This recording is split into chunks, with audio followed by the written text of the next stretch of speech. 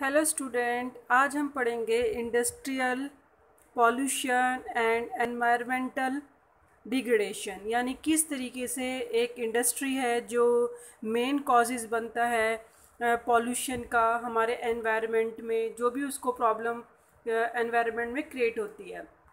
Industrial pollutions and environmental degradation. Although industries contribute significantly to India's economic growth and development, ये तो हम सभी जानते हैं कि भाई इंडस्ट्री का जो एक इम्पॉर्टेंट रोल है, कंट्रीब्यूट है इंडियंस इकोनॉमिक ग्रो में और डेवलपमेंट में। क्योंकि जितनी भी इंडस्ट्री जिस भी कंट्री में होंगी और नंबर ऑफ इंक्रीज नंबर में इंडस्ट्रीज़ होंगी, तो दैट मीन्स इकोनॉमिक भी ग्रो हो रही है और वो कंट्री भी डेवलप कंट्री कहलाती है। But that the cause of the increase in pollution of land, water, air and noise and resulting degradations of environment। अब हमने अपने देखा होगा आज की जो कंडीशन है और जो फर्स्ट अगर पहले की कंडीशन देखोगे, नेचर में थोड़ा सा चेंजेस आपको नज़र आएगा। पहले कितना फ्रेश चीज़ें हुआ करती थी, फ्रेश एयर हुआ करती थी, कूल टेम्परेचर रहा करता था। लेकिन अगर आज हम टेम्परेचर वाइज देखें या नेचर वाइज देखें या जो हमारे आसपास आपको ट्रीज़ नज़र आएंगे, वो नहीं होगा जो पहले हुआ करता था। यानी हमने जैसे जैसे इंडस्ट्री को इंक्रीज़ करा तो उसके लिए हमने क्या करा, अपने फॉरेस्ट को, प्लांट्स को, ट्रीज़ को कट करा और डिफॉरेस्टेशन जिस तरीके से इंक्रीज़ हुआ उसकी वजह से सीधे सीधे पॉल्यूशन इंक्रीज़ हुआ, चाहे वो लैंड हो, वाटर हो, एयर या नॉइज़ हो। तो ये जो एनवायरनमेंट का डिग्रेडेशन हुआ है उसका कॉजेज़ कौन है, वो हम हैं। डायरेक्टली अगर हम बोलें क्यों कंज्यूम, हम क्यों है रीज़न, क्योंकि हम इंडस्ट्री से बने हुए सारे प्रोडक्ट जो यूज़ करते हैं और विदाउट एनी थिंकिंग कि भाई वो हम जो आज कंज्यूम कर रहे हैं और अपनी सारी फैसिलिटीज़ यूज़ कर रहे हैं, उसका रिज़ल्ट क्या है। मतलब हमने कभी सोचा ही नहीं होगा कि इंडस्ट्री पॉल्यूशन वो हमारे एनवायरनमेंट को कितना हार्मफुल इफ़ेक्ट करता है या किस तरीके से वो ऐसे कॉजेज़ हैं जिसकी वजह से हमें मेजर प्रॉब्लम फेस करनी पड़ रही है और इतनी ज़्यादा मेजर है कि हम उसको आज कंट्रोल भी नहीं कर सकते हैं। तो ये कुछ ऐसे फैक्टर हैं। इंडस्ट्री अगर उसके इतने बेनिफिट्स हैं तो अगर उसका डार्क डार्क डार्क हम एरिया देखें तो हम ये देखेंगे कि उसके पीछे जो है, इंडस्ट्री के पीछे एक ऐसा एनवायरनमेंट है कि वो बहुत ज़्यादा प्रॉब्लम क्रिएट करता है पॉल्यूशंस को लेके। टाइप्स ऑफ पॉल्यूशन होते हैं air, water, land, noise. One by one हम इसको रीड करेंगे, अंडरस्टैंड करेंगे किस तरीके से इंडस्ट्री एयर पॉल्यूशन कर रही हैं, वाटर पॉल्यूशन कर रही हैं, land and noise pollution create कर रही हैं। The polluting industries also include thermal power plants. और इंडस्ट्रीज पॉल्यूटिंग में अगर हम देखें तो एक थर्मल पावर प्लांट्स भी इंक्लूड है। थर्मल पावर प्लांट्स जो कि फॉसिल फ्यूल्स और कॉइल्स को बर्न करके इलेक्ट्रिसिटी बनाई जाती है और जो हीट जनरेट होती है उसकी वजह से जो पॉल्यूशन होता है, जो ऐश जो निकलती है कॉल बर्न के बाद, फ्लाई ऐश जिसे बोलते हैं, तो उसकी वजह से भी ये इंडस्ट्री भी एक बहुत मेजर रीज़न है पॉल्यूशन का। Next, what is the air pollution? Air pollution is the caused by the presence of high proportions of undesirable gases. Undesirable gases means जो हम हमारे लिए फेवर में नहीं है और हम उसको ऑब्ज़र्व नहीं कर सकते। जैसे कि हम ऑक्सीजन में कंफर्ट फील करते हैं, हम सांस ले सकते हैं, तो वो हमारी फेवरेबल है, डिज़ायरेबल है। लेकिन जैसे अगर बोलें सल्फ़र डाइऑक्साइड है, कार्बन मोनोडाइऑक्साइड है, तो ये अनडिज़ायरेबल गैसेज हैं जिसकी हमें नीड नहीं है अपनी लाइफ सस्टेन करने के लिए। Air born particulate materials. Particulate materials कौन से होते हैं, जो कॉजेज़ मेन ऐसे कॉजेज़ हैं जिसकी वजह से क्या हो रहा है, एयर पॉल्यूशन होता है। यानी ऐसे कंटेंट्स हैं जो सॉलिड और लिक्विड्स दोनों में पाए जाते हैं। कुछ स्मॉल पार्टिकल्स होते हैं ये पार्टिकुलेट मटेरियल्स, जैसे कि आपने डार्क रूम में देखा होगा, कोई छोटी सी लाइट बाहर से आ रही होगी तो वहाँ पे जब सनराइज़ की जो रेज़ आ रही होती है उसमें छोटे छोटे पार्टिकल्स आपको नज़र आएंगे, धूल के जो कण होते हैं छोटे छोटे, like a dust, sprays, mist and smoke. तो इन सब के अंदर कुछ ऐसे पार्टिकल्स होते हैं जब हम ब्रीथ करते हैं तो वो पार्टिकल जो अनडिज़ायरेबल फ्लेमेबल पार्टिकल्स होते हैं, इन गैसेस के साथ वो हमारे क्या चले जाते हैं, रिस्पायरेशन सिस्टम में अंदर चले जाते हैं, लंग्स में चले जाते हैं, जिससे हमें मेजर प्रॉब्लम होती है। Smoke is emitted by chemical, जो भी स्मोक एमिटेड होता है, निकलता है केमिकल से, वो भी हमें क्या करता है, वो भी प्रॉब्लम क्रिएट करता है और वो एक मेजर रोल प्ले करता है एयर पॉल्यूशन में। एंड पेपर फैक्ट्रीज़ हैं, ब्रिक क्लिन्स हैं। पेपर फैक्ट्रीज़ मीन्स जिसमें से बहुत सारा वेस्टेज ऐसा निकलता है पेपर फैक्ट्रीज़ में जो रिसाइकलिंग के लिए होता है। ब्रिक क्लिन्स मीन्स जो ईंट के भट्टे होते हैं, जिसमें आपने देखा होगा जब ईंट बनाने का प्रोसेस होता है तो उसमें से बहुत ज़्यादा स्मोक बाहर आता है, पेपर फैक्ट्रीज़ में से भी और ब्रिक क्लिन्स में से भी। रिफाइनरीज़ हैं बहुत सारी, स्मेल्टिंग प्लांट्स हैं, burning of fossil fuels in big and small factory, चाहे वो छोटी हो बड़ी हो जिसमें ये प्रोसेस होता है। दैट इग्नोर पॉल्यूशन नॉर्म्स, ये सारी की सारी फैक्ट्रीज क्या करती हैं, पॉल्यूशन को इग्नोर करती हैं। चाहे कितना भी पॉल्यूशन हो रहा हो, इन इंडस्ट्रीज़ पे कोई इफेक्ट नहीं होता, ये उसको इग्नोर करते हैं। और जो टॉक्सिक गैस लीक होती है यहाँ से, वो हमारे लिए क्या है, can be very hazardous with long term effects, जिसके हमारे बॉडी पे बहुत एक नुकसान से भरे हुए इफ़ेक्ट्स हो सकते हैं जो इसमें टॉक्सिक गैस निकलती है, लीक होती है। Are you aware of the Bhopal gas tragedy that occurred? आपको पता होगा भोपाल में जो गैस लीक हुई थी उसकी वजह से कितनी मेजर प्रॉब्लम्स एकर्ड हुई थी और उसके मेजर इफ़ेक्ट देखने को मिले थे, long terms effects like cancer होते हैं, कैंसर होना, मिसकैरेजेस होना और बहुत सारी ब्रीथिंग प्रॉब्लम होना। तो ये सारी चीज़ें जो मेजर प्रॉब्लम होती हैं ये हमारे एयर पॉल्यूशन से होती हैं हेल्थ के regarding. Air pollution adversely effects human health, animals, plants, buildings and the atmosphere as a whole. हर टर्म्स में हम देखें तो सब में ही चाहे वो प्लांट्स हो, बिल्डिंग्स हो, एनिमल्स, सबको ही अफेक्ट में लेके आता है एयर पॉल्यूशन। नेक्स्ट है water pollution. Water pollution is caused by organic and inorganic industrial wastage. Organic means like a cotton textile है, जो नेचुरल प्रोसेस से जो वेस्टेज बाहर निकलती है वो ऑर्गेनिक में आता है। Inorganic like a chemical wastage industries, जो वहाँ से वेस्टेज बाहर आता है। तो ये दोनों ही एफ्लुएंट्स जो होते हैं डिस्चार्ज किए जाते हैं रिवर्स में ही। एंड द मेन कल्प्रिट्स, जो जिम्मेदार हैं, जो मेन रीज़न है, this regards are paper, pulp, chemical, textile, dyeing, petroleum, refineries and tanneries. Tanneries होती है जिसमें चमड़ा बनता है, और प्लप यानी पेपर प्लप जो रिसाइकलिंग किया जाता है। केमिकल्स यानी बहुत सारे ऐसे केमिकल्स जो प्रोड्यूस किए जाते हैं। टेक्सटाइल में भी डाइंग का काम होता है। पेट्रोलियम रिफाइनरीज में भी केमिकल्स एमिट्स होते हैं।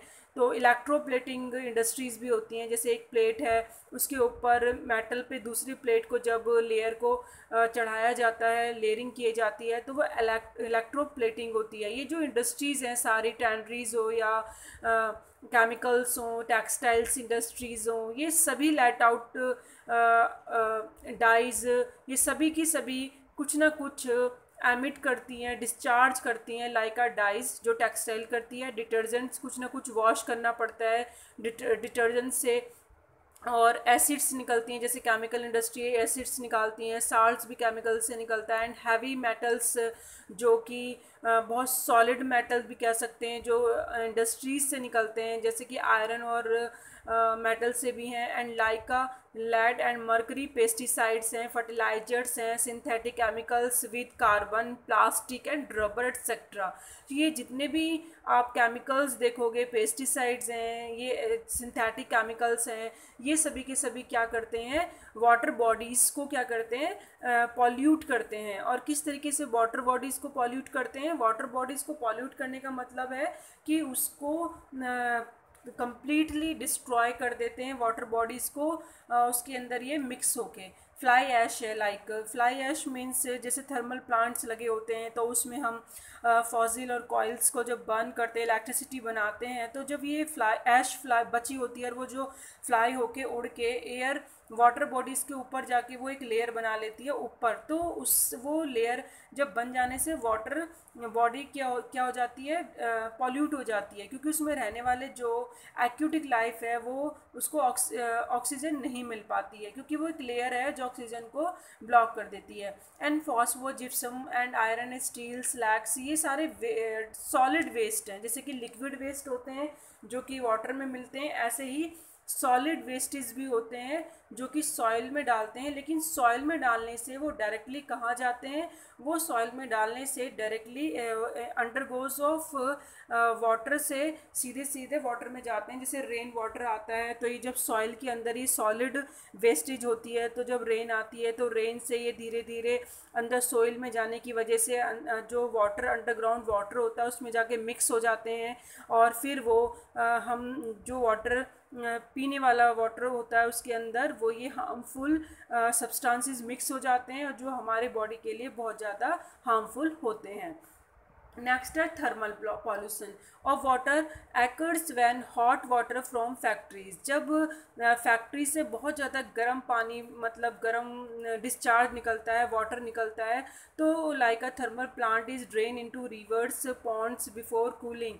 दैट मीन्स इससे भी एक्यूटिक लाइफ इफ़ेक्ट होती है। अब इसको ऐसे समझिए जैसे कि आप अगर हमारा जो एनवायरनमेंट है, गर्मी जब होती है तो हम कितना हीट हम लोगों को बियर करना मुश्किल होता है, हम सहन नहीं कर पाते हैं। तो इसी तरह एक्यूटिक लाइफ की वाटर में जब अगर हम गर्म पानी यानी जो थर्मल प्लांट से वाटर वेस्टेज निकलता है, गर्म निकलता है, हीट वाला वाटर निकलता है, और अगर हम उसको डिस्चार्ज कर देते हैं तो एक्यूटिक लाइफ के लिए तो वो टेम्परेचर बढ़ जाता है, जिसकी वजह से उनको अपनी लाइफ सस्टेन करनी बहुत मुश्किल हो जाती है। And wastage from nuclear power plants, जो न्यूक्लियर पावर प्लांट्स का जो वेस्टेज होता है वो भी बहुत हार्मफुल होता है। जैसे कि केरल में न्यूक्लियर प्लांट्स था, उसकी वजह से जो आसपास की जो लाइफ थी बहुत ज़्यादा इफ़ेक्ट हुई, लाइक आ कैंसर, बर्थ डिफेक्ट्स, मिसकैरेजेस होना। तो ये सारे बहुत सारी ऐसी प्रॉब्लम होती हैं जो फेस करते हैं जब न्यूक्लियर और वेपन्स प्रोडक्शंस होता है, तो उसकी वजह से ये ऐसी भी हेल्थ हैजार्ड्स प्रॉब्लम इंक्रीज़ होती हैं। Soil and water pollution are closely related. अगर सॉइल पॉल्यूशन की और वाटर पॉल्यूशंस को मिक्सअप करें, रिलेट करें, तो बहुत क्लोजली रिलेटेड हैं, depend to each other. Like जब हम एग्ज़ाम्पल लेते हैं वाटर पॉल्यूशन, कोई वेस्टेज है सॉइल पे, हम सॉलिड चीज़ को डाल देते हैं, जो सॉलिड वेस्टेज होता है, चाहे आयरन स्टील का हो या फिर कोई भी ऐश हो बची हुई इंडस्ट्री से, तो हम उसको क्या कर देते हैं, सॉइल पे डाल देते हैं। And after rain water percolates करता है सॉइल के अंदर, यानी रेन वाटर जब होता है तो इस सॉलिड मटेरियल को सॉइल के अंदर अंडरग्राउंड ले जाके उसको पॉल्यूटेंट करता है, यानी परकुलेट करने के बाद सॉइल कैरी करती है पॉल्यूटेंट टू द ग्राउंड में। And the ground water also get contaminated हो जाता है, वो ख़राब हो जाता है, दूषित हो जाता है, प्रदूषित जिसे कहते हैं, वो वेस्टेज की वजह से होता है। तो थर्मल पॉल्यूशन मीन्स लाइक जब हम इलेक्ट्रिसिटी बनाने के लिए फॉसिल फ्यूल्स और कॉइल्स को बर्न करते हैं और उससे जो हीट निकलती है और तो उसको हम रिवर्स में ड्रेन कर देते हैं वेस्टेज को, केमिकल को। Noise pollution not only result in irritations and anger. Noise pollution का मीन्स सिर्फ इतना ही नहीं है, एक तो ये विजिबल है जो दिखाई नहीं देता, लाइक एयर पॉल्यूशन दिखाई दे रहा है हमें, वाटर पॉल्यूशन हमें देख सकते हैं, लेकिन नॉइज़ पॉल्यूशन विजिबल नहीं है। और इरिटेशंस और एंगर है, it can also cause hearing impairment. और इसको अगर हम कंट्रोल नहीं करते हैं और कॉन्टीन्यूसली नॉइज़ पॉल्यूशन हम लोग बियर करते हैं, हमारे कान लगातार ऊंची आवाज़ को सुनते हैं, तो हमें ज़्यादा सुनने की क्या हो जाती है, हैबिट पड़ जाती है। एंड इंक्रीज़ हार्ट रेट, जिसकी वजह से हमारा हार्ट रेट भी इंक्रीज़ होता है अगर हम डेली नॉइज़ पॉल्यूशन के आसपास के इस एरिया में रहते हैं, जो हमें बियर करना बहुत मुश्किल होता है। एंड ब्लड प्रेशर भी बढ़ जाता है, अमंग अदर साइकोलॉजिकल इफ़ेक्ट्स भी होते हैं। Unwanted sound is an irritate and source of stress. जो साउंड हमें पसंद नहीं होता वो हमें इरिटेट करता है और हमें स्ट्रेस देता है।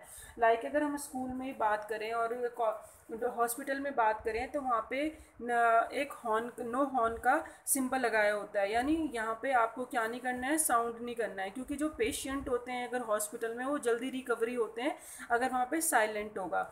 इसी तरह स्कूल में भी बच्चे ज़्यादा कॉन्सेंट्रेट कर पाते हैं क्योंकि अगर वहाँ पे साइलेंट होगा।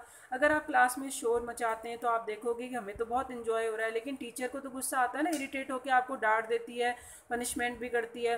तो दैट मीन्स नॉइज़ पॉल्यूशन एक इरिटेशन और स्ट्रेस क्रिएट करता है और उसका हमारे मेंटली इफेक्ट पे सीधा सीधा असर जाता है।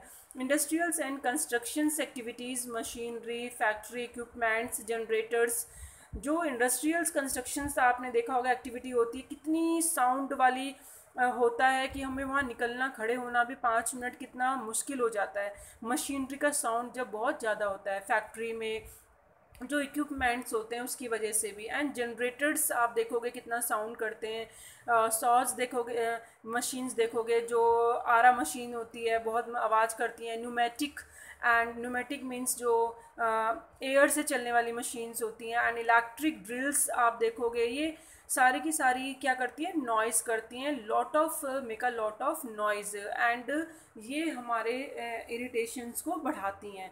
तो ये आज हमने सारे इस पॉइंट में पढ़े हैं जितने भी पॉल्यूशंस होते हैं, और फैक्ट्रीज़ मेन रीज़न है पॉल्यूशन का, और how many types of pollution, कितने टाइप्स के होते हैं, और वो किस तरीके से इंडस्ट्री से रिलेट हैं और हमारे एनवायरनमेंट को डिग्रेड कर रहे हैं। नेक्स्ट टॉपिक में हम स्टूडेंट पढ़ेंगे how to control of environmental degradation.